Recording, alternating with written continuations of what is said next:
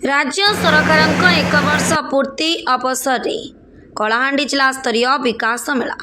राज्य सरकारଙ୍କ एक वर्ष पूर्ति अवसर में नुआ सरकार द्वारा कार्यकारी होता जनकल्याण योजना संपर्क सचेतन सृष्टि करने निमंते राज्यव्यापी जून 12 तारिख जून 20 तारिख पर्यंत साधारण सभा प्रदर्शन आलोचना चक्र विभिन्न विभाग द्वारा योग्य विवेचित हिताधिकारी सहायता प्रदान प्रधानमंत्री आवास योजना अंत्योदय योजना कार्यदेश प्रदान नूतन राशन कार्ड निर्माण श्रमिक कार्ड प्रदान इत्यादि विभिन्न कार्यक्रम आयोजन निमंते स्थिरीकृत होईछि। आज कलाहांडी जिला स्तरीय कार्यक्रम जिलापाल पावार सचिन प्रकाश अध्यक्षतार अनुष्ठित विकास मेलार द्वितीय दिवस मुख्य अतिथि भाव श्री गणेश राम सिंह खुंटिया मान्यवर मंत्री जंगल परिवेश और जलवायु परिवर्तन श्रम और कर्मचारी राज्य बीमा विभाग जोगदे राज्य सरकार एक वर्ष पूर्त अवसर नुआ सरकार कथा दे कथा रखी राज्यर जनसाधारण हित उद्देश्य कार्यकारी करिथिबा और आगामी दिन में हेबाकु थिबा विभिन्न विकासमुखी योजना और कार्यक्रम संपर्क आलोकपात करथिले। कलाहांडी जिलार प्रभारी दायित्व तुलाउथिबा जिलार सर्वांगीन उन्नति और विकास निमंते आवश्यक समस्त पदक्षेप सरकारଙ୍କ तरफरु नियाजिबो और एथिपाई समस्तଙ୍କ सहयोग आवश्यकता रहिछि बोली मान्यवर मंत्री दर्शाइथिले।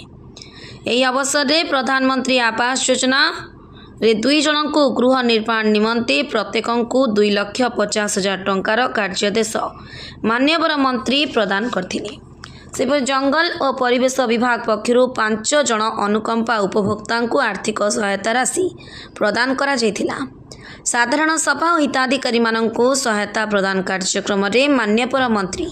श्री गणेश राम सिंह खुंटिया विभिन्न विभागीय प्रदर्शनी स्टल बुली देखिथिले एवं टाउन हॉल ठारे अनुष्ठित जिला स्तरीय कलाहांडी विजन 2036 और 2047 विकसित ओडिशा पई विकसित कलाहांडी बुद्धिजीवी सम्मेलन रे जोगदे जिलार उन्नति और विकास किपरि कराजिबो से संपर्क में मत व्यक्त करथिले। एते बुद्धिजीवी माने निजर मत रखिथिले। सबु कार्यक्रम में सांसद कलाहांडी लोकसभा मालविका देवी सांसद राज्यसभा सुजित कुमार विधायक धर्मगढ़ सुधीर रंजन पाटजोशी अध्यक्ष जिला परिषद पुष्पेन्द्र सिंहदेव जिलापाल पावार सचिन प्रकाश आंचलिक वन संरक्षक कलाहांडी संतोष जोशी अतिरिक्त जिलापाल तन्मय कुमार दरवान मुख्य उन्नयन अधिकारी तथा निर्वाही अधिकारी जिला परिषद दयामय पाढ़ी विश्वविद्यालय डॉक्टर निवेदिता नाथ अतिरिक्त जिलापाल बैतुरा दीप सबु कार्यक्रम को शिक्षाविद doctor Umesh Chandra Satpathy DD planning Shrikant Dalai परिचालना करथिले। शेष अतिरिक्त जिलापाल श्री दरवान समस्त को धन्यवाद देथिले। जिलार विभिन्न विभागीय अधिकारी माननकु ने अनुष्ठित समीक्षा बैठक जोगदे मान्यवर मंत्री जिलार विभिन्न उन्नयनमूलक कार्यक्रम समीक्षा करथिले। कलाहांडी टुकु विषयक रिपोर्ट न्यूज रेल। आपण माने समस्ते जानछंती ओडिशा सरकारंकर नुआ सरकार आसिला परे गोटे वर्ष हेइछि। एई गोटे वर्ष भितरे सरकार आसी लोकंकर आशीर्वाद रे एवं लोकंकर सरकार लोकमानंकर मुख्यमंत्री से आधार सरकारंकर मध्य उत्तरदायित्व रहिबो जे से कौन काम करुछंती कि नहीं से रिपोर्ट कार्ड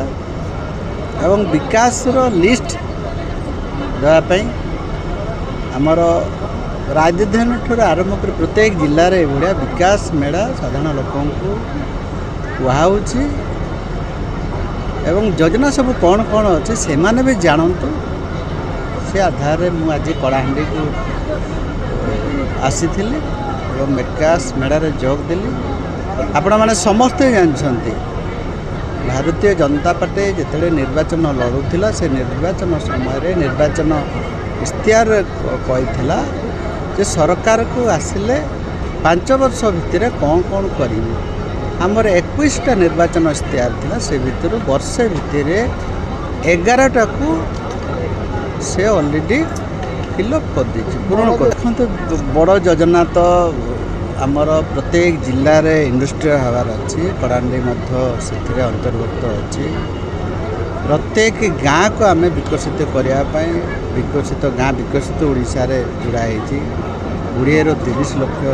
लेखा प्रत्येक ग्राम पंचायत को दिखाई जीपीडीपी छाड़ी सीएफसी एसएफसी छाड़ी ग्रांट इन एड छाड़ी एमएलआर बढ़ाई जो गैपिंग फिलअप हुए 3 ରୁ 5 कोटी बढ़ाई एमपीआर वृद्धि करा